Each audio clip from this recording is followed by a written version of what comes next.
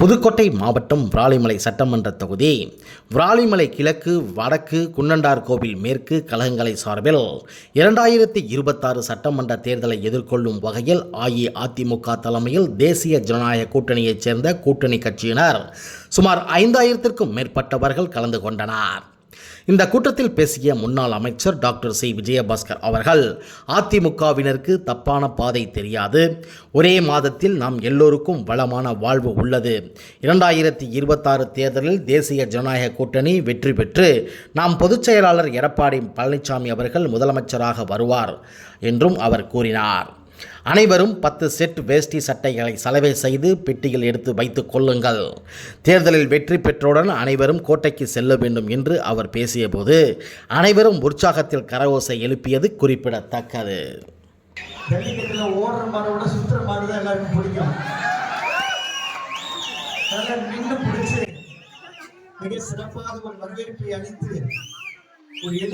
வழிக்கு அதிமுகவை சார்ந்த நாடும் சென்றதில்லை, நீங்களும் சென்றதில்லை. ஆனால் திமுகவை சார்ந்தவர்களுக்கு தப்பான பாதை மட்டும்தான் தெரியும். உண்டா இல்லையா? அவங்களுக்கு தப்பான பாதை மட்டும்தான் தெரியும். அதனால 5 ஆண்டு காலம் நாம் சோதனையோடு இருந்து விட்டோம். இன்னும் ஒரே மாதத்திலே நம்ம எல்லோருக்கும் வளமான வாழ்வு இருக்கிறது, எல்லோருக்கும் மகிழ்ச்சியான செய்தி இருக்கிறது.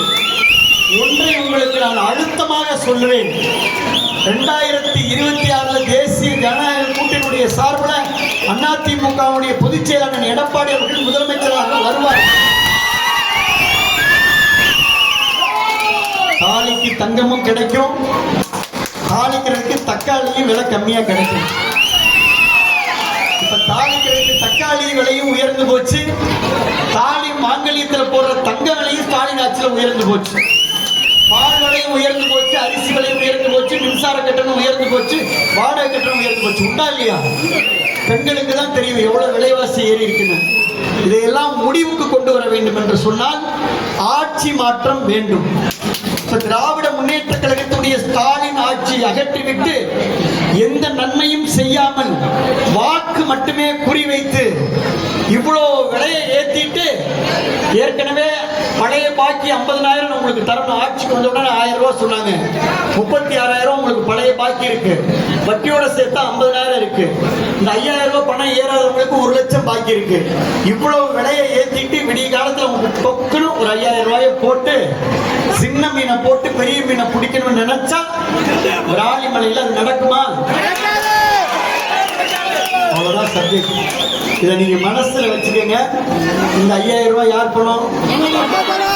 5,000 ரூபாய் யார் பணம்? நீ கொடுக்கறத கொடுத்துக்க, எங்க ஓட்டு ரெட்டலை. கரெக்டா? கரெக்டா? நீ என்ன வேணாலும் கொடு, எங்க ஓட்டு.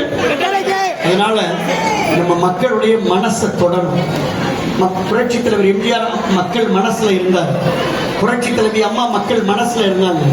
இருந்தாலும் மறைந்தாலும் பேர் சொல்ல வேண்டும், இவர் போல யாரும் ஊர் சொல்ல வேண்டும் என்று பாடிய வரிகளுக்கு நாங்க புரட்சி தலைவர் எம்ஜிஆருடைய வழியில, புரட்சி தலைவி அம்மாவுடைய வழியில, இரட்டல வழியில, இன்றைக்கு தேசிய ஜனநாயக கூட்டணியுடைய வழியில, எடப்பாடியார் வழியில நம்முடைய சின்னம் இரட்டை இழை சின்னத்திலே நீங்கள் ஓங்கி ரெட்டல சின்னத்துல பட்டன் பொத்து போற அளவிற்கு மக்கள் வாக்களிப்பதற்கு தயாராக இருக்கிறார்.